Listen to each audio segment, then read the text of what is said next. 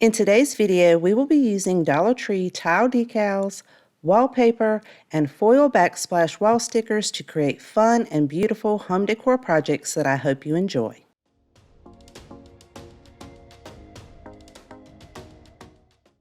For this project, we're using one of Dollar Tree's round summer signs. It measures about 12 inches. If you can, I suggest that you remove the paper from the front. Mine was adhered very well, so I decided to take some sandpaper to try to remove most of that glitter so it wouldn't show through. Then we're using one of these foil backsplash wall stickers from Dollar Tree. It comes in various different patterns. For this project, we're going to be using the tile hexagon pattern. It measures about 17.7 inches by 29.5 inches.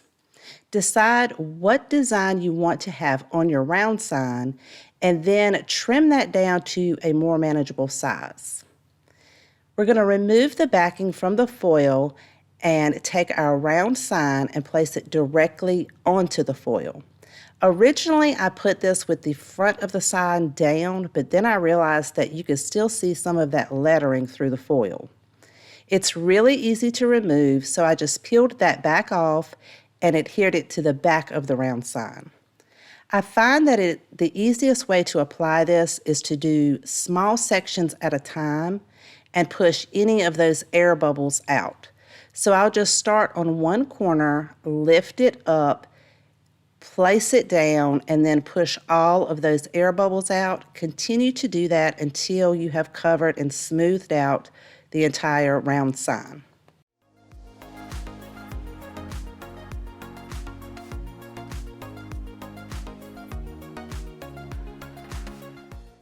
Flip it over and you can trim the excess off.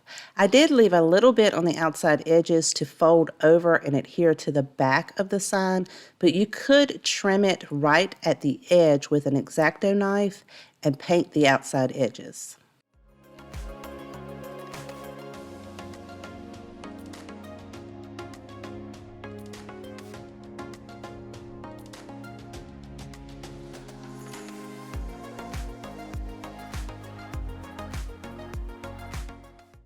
Check to make sure everything is still smooth, and we're going to be using a 12-inch wooden wreath base form from Dollar Tree. I'm going to give this one coat of black chalk paint on all sides except for the very back. Once that dries, we can attach this to our round sign using E6000 as well as some hot glue. This fits perfectly on top of the round sign. Then I'm going to be taking a Dollar Tree dowel and cut that down to 3 inches. I'm using my handheld miter shears for this, and I have it listed in my Amazon store, and the link to that is in my description box below if you are interested. Cut 2 3-inch pieces, and we're going to glue one wooden bead on each end of those dowels. We'll do that for both sets and push them flush to the end. Then we're going to take 4 additional beads. We're going to glue one to the bottom of one end of the dowel set that we just made. This bead is going in the opposite direction of the one on top of it. So the hole is going to be going up and down. We'll do that for each end, and we'll do the exact same thing for the other set. Now make sure to remove all of your glue strands before painting. I'm painting mine with an acrylic paint in the color brushed silver. You could spray paint these, and then once they dry, we're going to attach them to our round sign using some hot glue. This is going to be for decorative purposes only. You do not want to pick this up by the handles. It just gives it an added element by adding them. Now you have a gorgeous decorative tray to display in your home.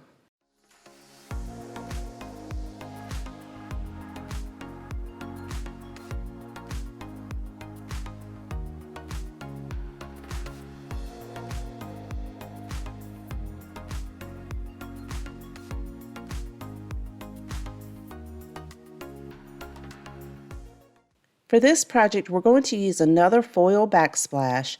This is in the ceramic tile pattern. Again, it is 17.7 by 29.5 inches.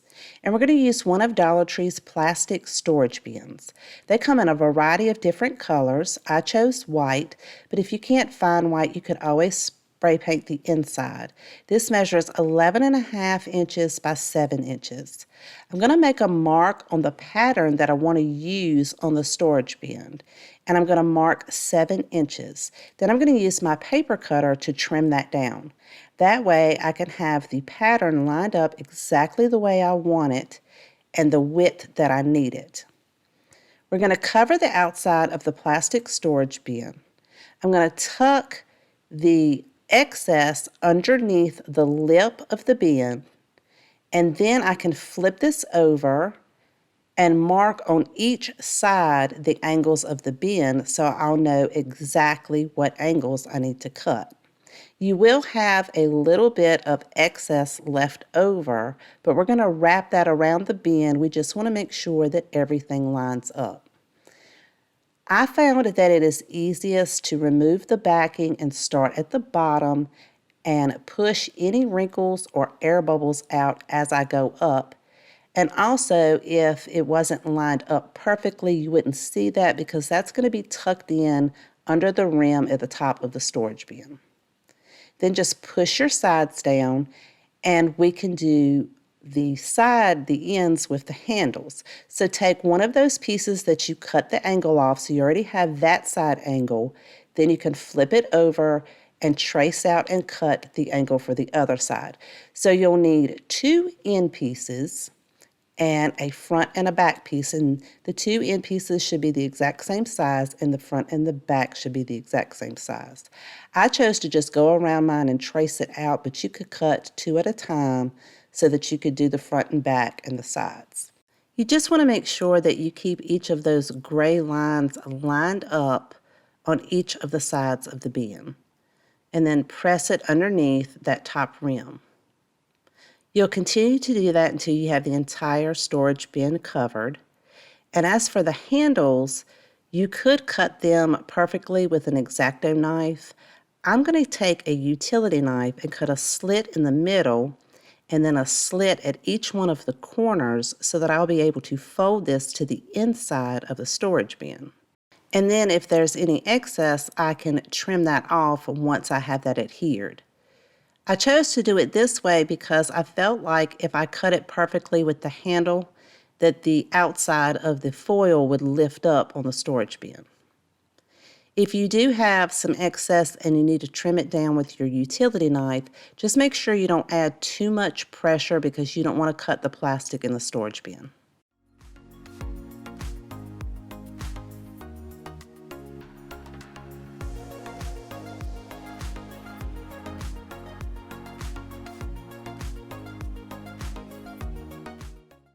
I think this will work perfect underneath a bathroom or kitchen sink to hold cleaning supplies or to store your washcloths and hand towels in.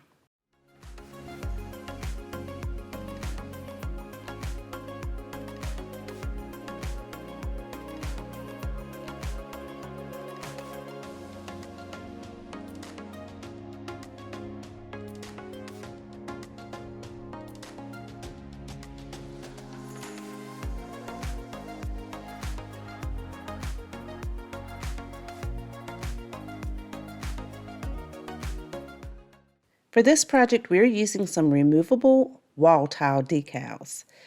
We're going to be using 2 copper and 1 that looks like a metal tin, as well as 3 of these Dollar Tree signs. They measure 9 3/4 of an inch square.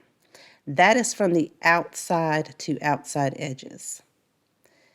We're going to peel the backing off of our tile and place it directly in the center of the sign. This will cover up all of the wording, and you'll have this beautiful white edge around the faux metal tin. We will do that for both of the copper tiles as well as the metal one. Then you can place these in a group of 3 and have a gorgeous rustic antique tin frame set.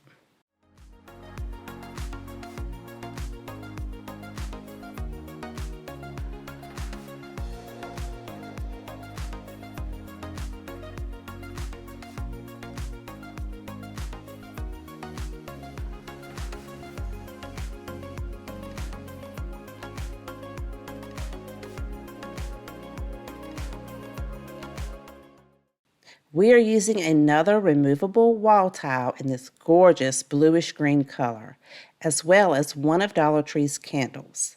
Now, because the wall decal tile is slightly longer than the height of the candle, we want to trim the top and bottom piece off. And then I'm going to measure right underneath the lip of the candle. I do not want to go to the top of the candle because you want to be careful and make sure that nothing catches on fire. So I measured underneath the lip to the bottom of the candle, which was around 7 inches, and then I measured the decal. And it appears that I need to cut about a 1/2 inch off the top and a 1/2 inch off the bottom. Then we can wrap our candle, and if it doesn't want to stick to the glass, you can add a little bit of hot glue. Just be real careful because that faux tile decal does get a little warm. You'll push that to make sure it adheres to the glass and then roll it really tightly. I didn't have any problems with the other side adhering to the original tile decal that's on the glass, but if you do, you can add a little bit more hot glue there. And now you have a gorgeous decorative candle.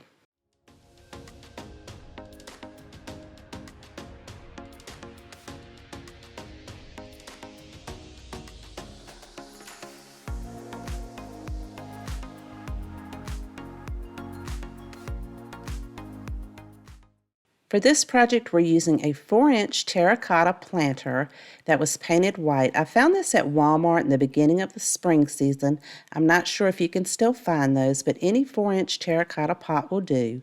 We're going to use another one of those gorgeous blue-green wall tile decals, and we'll need to trim all of the silver trimming off of the outside edges. And because the wall tile is too small to wrap around our terracotta pot, we're going to need 2 of those. And make sure you trim the silver off of the outside edges of both. Then we can flip them over and use a piece of Scotch tape to tape them end to end. Then we're going to take our planter, and I'm using a fine tip Sharpie, or you could use a pencil. We're going to hold that at the top rim of our planter and move our marker as we roll our planter from left to right. Then we can take that same marker and roll it to the left and make our mark as we go from right to left. Now we can cut those pieces out. Before you peel the backing off, wrap it very tightly around your planter and then set it upside down to make sure that it is flat at the very top. You'll have some excess on the bottom of the planter, so take your marker and make a mark around that so you can cut it down. Now this piece will still be too long as we're wrapping it around, so I'm going to go past where they overlap and then fold that to make a crease so I'll know where to cut that. Then the other end that has the pointed edge, we're just going to cut that straight down so now it will be able to fit perfectly around your planter.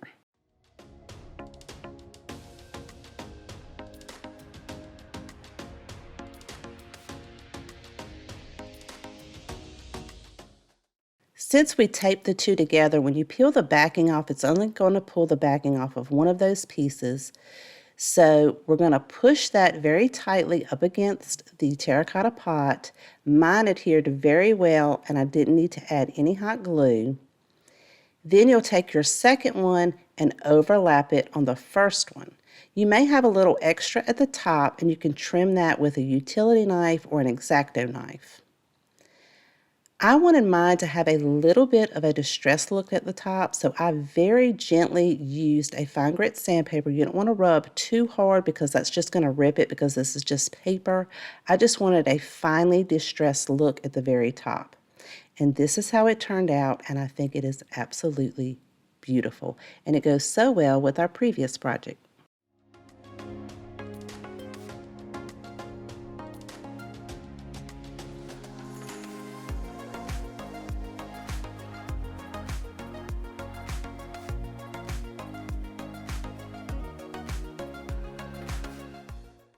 Dollar Tree has 5 different patterns of wallpaper, each of these measuring 16 by 11 inches.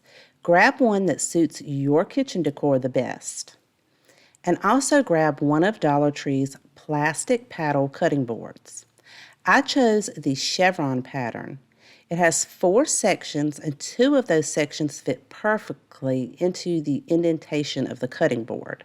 So I'm going to go ahead and cut my paper in half to make it a little bit more of a manageable size. Then I'll hold that up to the cutting board so that I can cut that top piece off. You want to have a little bit extra left over so that when you place it on top of your cutting board where those indentations are, you'll be able to make a mark. I use the end of a Sharpie. It's not open, I'm just using the end of it, and I'm pressing firmly as I go around that indentation on the cutting board so that I can make a mark and cut this out. I also made sure to round all of the corners.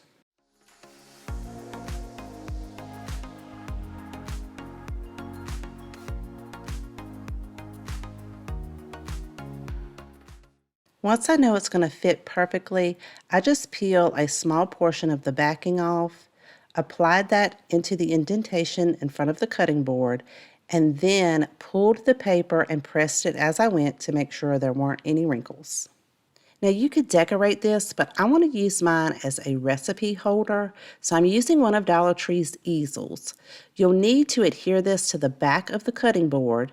For video purposes, I'm using hot glue, but I do recommend you use a permanent glue like E6000 and then clamp it to the back of the cutting board because hot glue will eventually pop this easel off.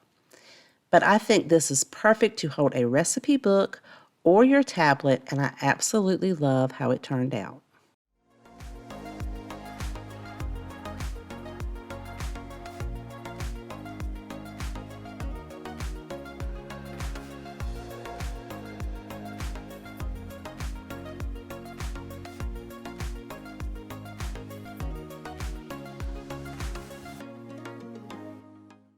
We are using one of Dollar Tree's metal pizza pans. Remove the paper from the front, but keep it because you will need that later on in the project. I'm going to paint mine with 2 thin coats of white chalk paint, allowing it to dry in between each coat. I'm also going to be using some of Dollar Tree's chevron removable wallpaper. Because mine has a pattern, I made sure to make a mark in the very center of the paper. Then I'm going to use a piece of wood to set where my marks are so that when I place the paper that came on the pizza pan, I'll know exactly that it will line up where that line is in the front. Then I can trace out that piece of paper, remove the wood, flip it over, and trace the other side. So it's going to be somewhat like an odd-shaped circle. Then I'm going to cut this out with my scissors, and then I can cut it directly in the middle where I made those 2 marks on the back side so that we'll now have 2 separate pieces.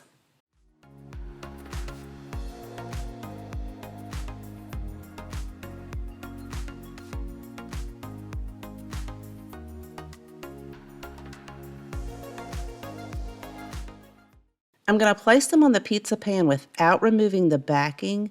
I want to make sure I have enough room in the center to add some letters. And since I don't have enough room, I'm going to cut that long edge for both pieces. I'm going to cut about a ½ inch off of each one. Then I can adhere these to the front of the pizza pan by removing the backing and then pressing any kind of wrinkles or air bubbles out.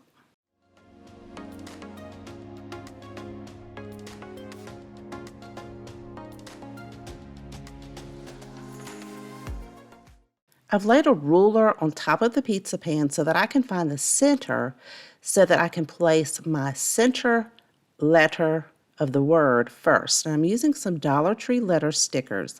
I like to work from the center outwards on each side to make sure I have the same amount of space between each letter. And I'm spelling the word welcome. Now we're going to make a bow, and I'm using some burlap ribbon. I cut this down to about 8 inches, and then I'm using some Dollar Tree satin white with some beautiful gold dots on it. I'm going to cut 4 strips of that, slightly smaller than the burlap. Then I'm going to dovetail the ends by folding each of the white ribbons in half and then folding the ends in half and cutting that at an angle. I'm going to cut the dovetailed ends on all 4 pieces of the white ribbon. You'll need a piece of twine. I'm going to gather the burlap ribbon in the center and pinch it, and then crisscross each one of the white ribbons on top of the burlap, pinching all of it in the middle.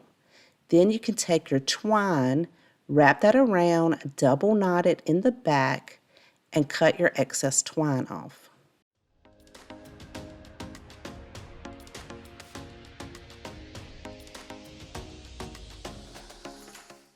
Make sure to fluff your bow out and separate your pieces, and then I decided to pull some extra strands at the end of the burlap ribbon off to give it more of a frayed look. I decided I wanted some greenery on my sign, so I'm using some stems off of a eucalyptus bundle from Walmart.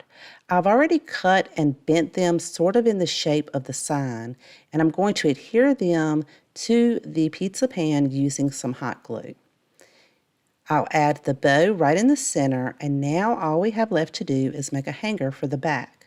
I'm going to use some twine, hot glue, and some small pieces of burlap ribbon.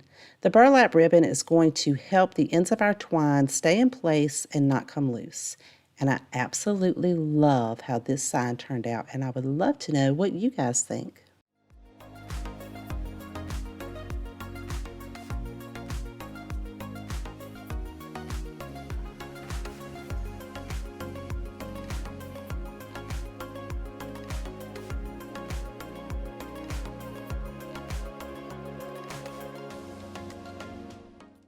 I hope you enjoyed today's projects, and if you have a favorite, let me know in the comment section down below.